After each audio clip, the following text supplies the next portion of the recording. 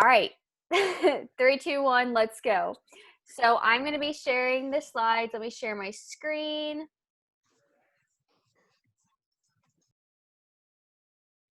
Why did it start there?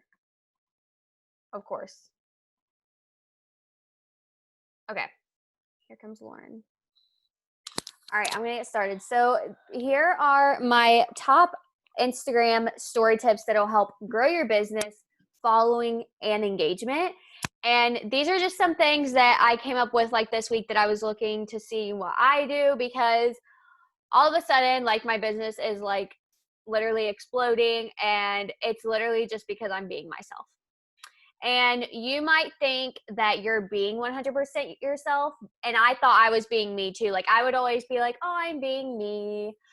I'm being myself. I'm so confident, which I was, but I was also like getting all these ideas. And let me rephrase that.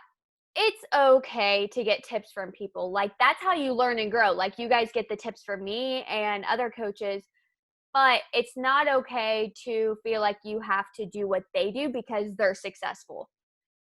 And that's what I had to switch around and realize, that until I do it my way, I'm not going to be successful, because what works for them isn't going to work for you necessarily. It might a little bit, but not always. Hey, Lauren. Hello.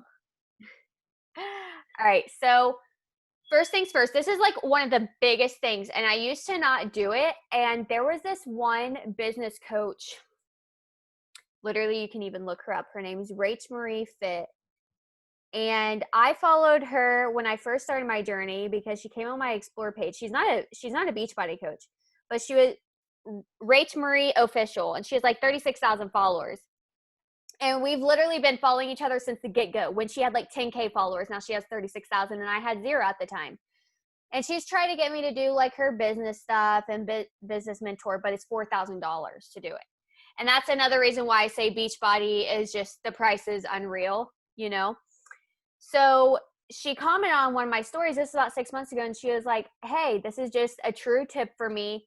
People do not listen to stories unless you have captions on. And I'm like, oh shit, really? Like, whatever. And then I put a poll in my story and I talked about it. And I was like, do you guys flip their stories or do you actually listen? And literally, I swear to God, there may have been one person that said that they fully listened. And it was probably just like one of my coaches. And I have learned this firsthand. I literally watch Chris at night flip this fast their stories and scroll this fast. And what you have to say is so fucking important, and it needs to be heard. Like, your story needs to be heard. So for someone just to flip through, but if you put like even like a GIF or a short little sentence, and you'll notice I do this on everyone. Every once in a while, I'll skip one story clip that doesn't have it. But for the most part, I always do, like, because then that's going to catch someone's eye and they're going to be like, oh, wait, I actually need to listen to this. And I want to see what she's talking about. So that's that. Captions on everyone to catch people's attention. Okay, be relatable and talk about more things than just health and fitness. I think this is the number one thing that has helped me lately, because I always didn't do this. I always felt like I had to be perfect. I always felt like I had to only share my healthy shit. I always felt like I only had, like, just share health and fitness. That's it. You're a health and fitness coach. That's it. But people get tired of that. They want to see that, like, you actually have a life outside of just being a coach. Like, we're not just coaches all the time. Like, I have a life. I'm a mom.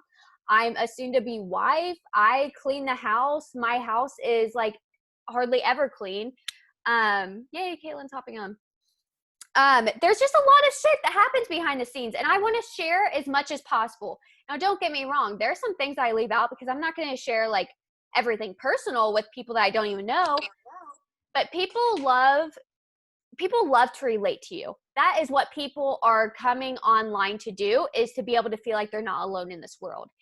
And by you sharing your realness and sharing that you had a shitty day, or sharing that your job fucking sucks, because you know how many people hate their jobs, or sharing that you didn't feel motivated that day, or, you know, just literally sharing more than just health and fitness, and For me, I was just telling Chris the other night, I was like, in the beginning, I thought I had to be vegan because my coach was vegan and I only shared healthy things. I only shared vegetables, fruits, and proteins. Like, ugh. And now I'm sharing that I eat pizza once a week. I just ate wings tonight. Like, I'm living that such balanced life that people relate to. That's what people want. Share the raw and messy. I kind of just talked about that, but also be fun and have fun and stand out and use filters. It's okay to like not use filters, but I have found that eye catching things catches people's attention. Honestly, I love to watch people stories that stand out to me. There's this one girl that I've been following forever. I only follow a couple girls that I don't compare myself to. And I mean, she has tons of followers, but she is like so freaking real. And her stories are none like any other. She decorates each one. She makes them literally look almost really perfect. I'm like, I don't know how she has time to do that, but it stands out and I love watching them.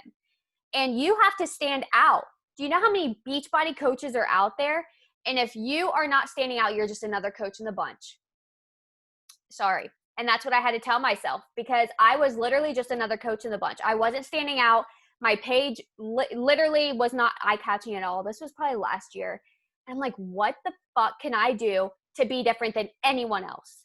Like, that's what I wanted to be. I wanted to be me. And when someone saw something, I want them to be like, that reminds me of Sarah. Things like that. Like, stand out. Stand out. And maybe think of something this week that you love that you're like not sharing about yourself. Like, I literally used to almost be shy and embarrassed to share that I love heavy metal and punk rock music. I don't know what it was, but I felt like people were going to be like, whoa, like she likes that type of music. And yeah, I've always loved that. And I share it all now and I'm not afraid because that's me and people love it now. So all of this is just finding your voice. Like, who really are you? Like, really have a real talk with yourself. Like, what music do you love? What clothes do you love? Like, are you actually wearing clothes that you love and your style? Or are you just wearing stuff because you think that's what's trending right now? Or you think that's what's popular right now? And what is your actual personality? Like, are you kind of like scared to like share how you really talk? I'm probably the most dramatic person you'll ever meet in your life, and I share that and I talk like that. I've always thought my laugh was like the weirdest thing ever, and I laugh. I don't know, like I use my laugh now. And I was actually telling this girl that's getting ready to join our team on Friday. She was like, "You're like the only person I ever relate to." And I was like, "I've always felt like an alien. Like, I've always felt so different than everyone." And I know that sounds so freaking crazy, but I just always felt so different. Like, I can't explain it. And now I'm like able to share that and like just be weird and say what I want to say, do what I want to do. Um, so this is one of my top tips on like if there's a day where you feel like you don't know what to talk about on your story. I know like when I didn't work full time with Beachbody, I really didn't know what to talk about in my story because I was so tired. I didn't dress up for work. I didn't wear makeup. I never did my hair because I hated my job. I just hated it. I wanted to do Beachbody and work from home. So I was like, I don't even feel like showing up. Like, I just look like shit. I feel like shit. So what I would do is I would take like my makeup to work, and then on my break I would go outside in my car and like put on like lip gloss or lipstick real quick and like fluff my hair and get on my story. Back then there wasn't even like story filters, which I love now. Thank God we have them. And so whatever I post, and I still do that, whatever you post, also talk about it on your story because not everyone reads posts and not everyone watches stories. And actually, more people watch stories.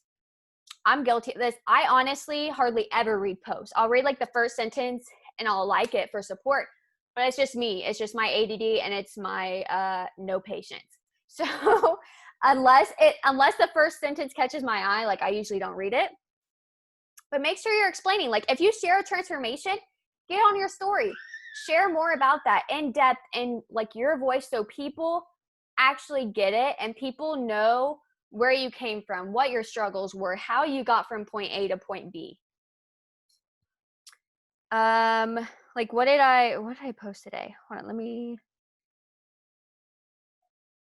Yeah, so I honestly do this over everything. So I earned those free Snuggies for my Success Club prize this month, and I posted on my story about it.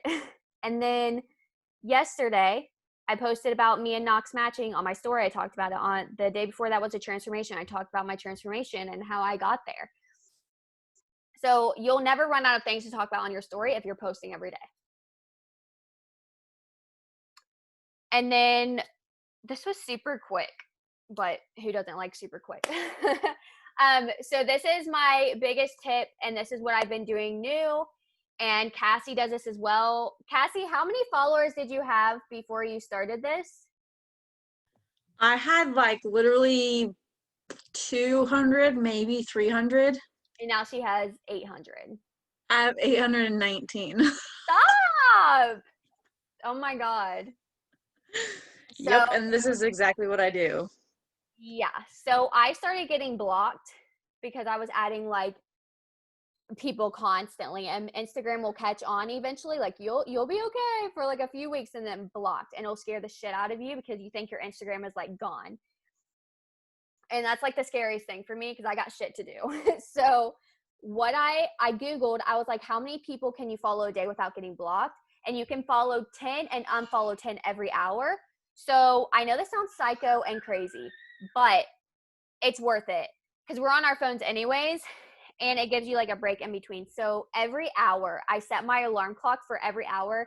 Typically from the time I wake up, the last time I do it is at 9. I don't go any past 9. Like I'm completely done off that. So I'm adding around 150 to 160 a day. You can add up to 200 people on Instagram a day. I can't even explain how much my following has grown. By Sunday, I'm about to have 7,000 followers, and it's so cool. And you'll hear from coaches, but I'll never say this, that they say that followers don't matter.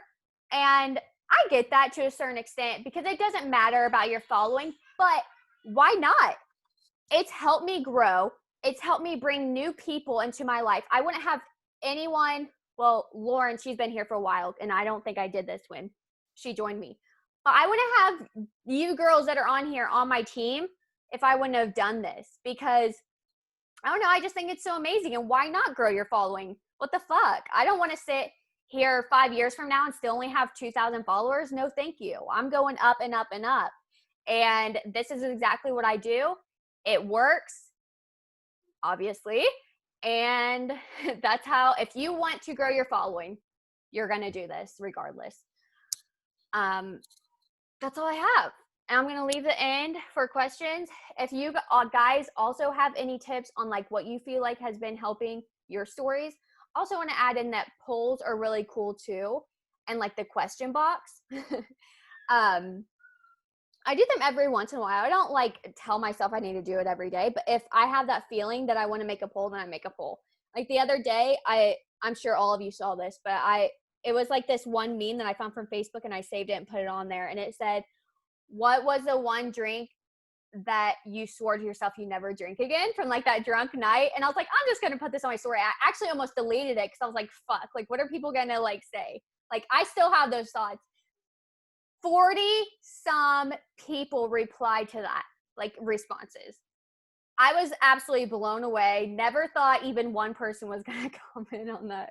So you just never know. But I'm gonna stop the share now because I'm actually recording this.